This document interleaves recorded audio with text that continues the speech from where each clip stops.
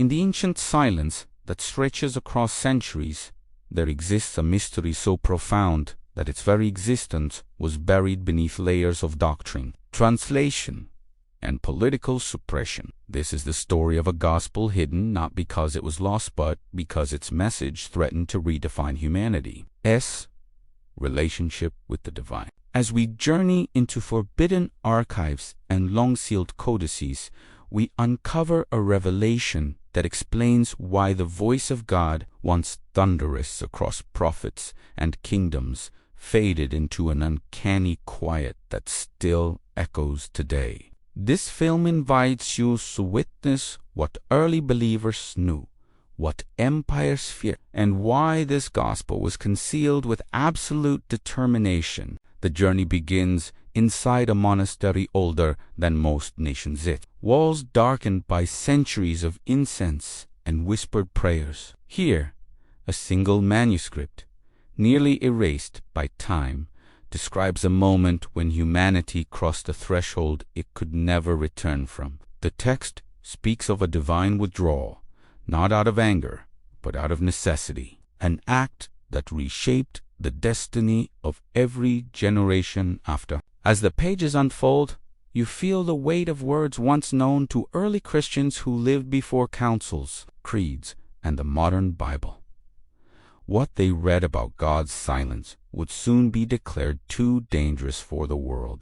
The manuscript describes a world in which heaven and earth were once intertwined, their boundaries so thin that encounters with the divine were not miracles, were part of the human experience. Prophets, shepherds, and ordinary families lived with an earnestness to God that later believers could scarcely imagine. Yet this gospel claims that humanity slowly severed this connection through choices that distorted creation itself, not through violence alone, but through a gradual forgetting of a spiritual order that once governed all life. It is this forgetting that the gospel marks as the beginning of God's silence. But the text does not stop at history. It challenges every comfortable assumption about divine absence. It claims that God did not withdraw in distance, but withdrew in revelation. The world, according to this gospel, became so fractured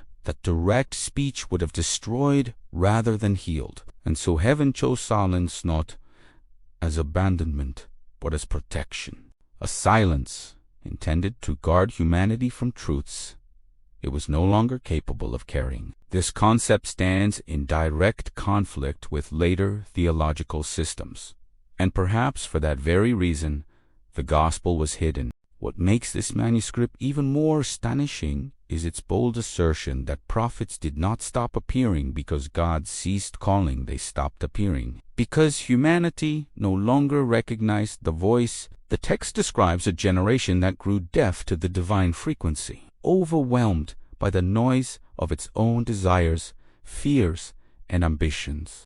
The more humanity sought control, the more it drowned out the guidance that once shaped civilizations. Early Christians who read this gospel considered it a warning, one that pointed not to God's absence, but to humanity's transformation.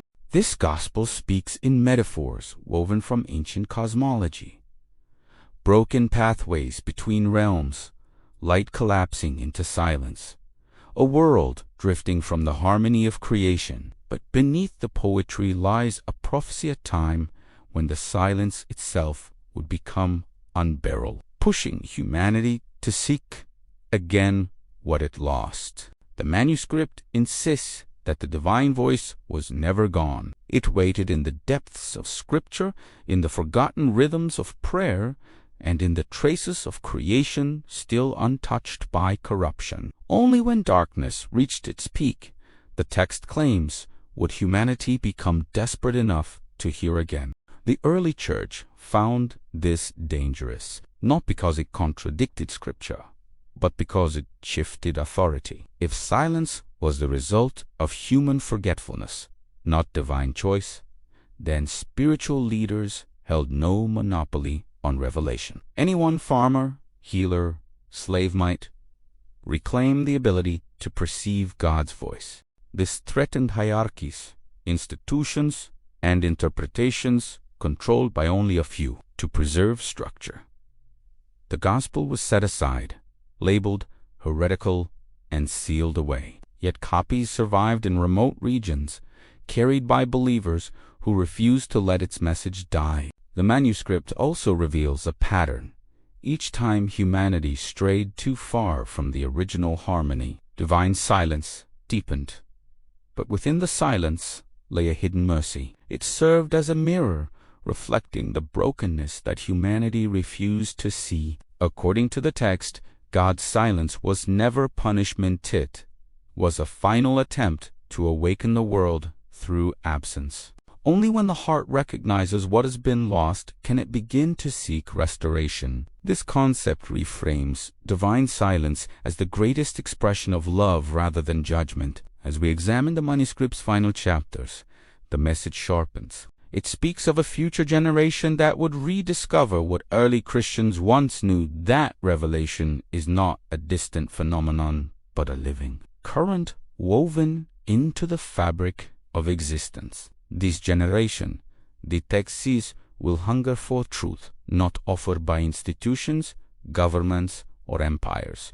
They will search for the voice behind the silence, the voice that shaped the stars and once walked among humanity. And when they seek it, the silence will begin to break. The gospel closes with a haunting line: heaven was never closed. Humanity simply turned away.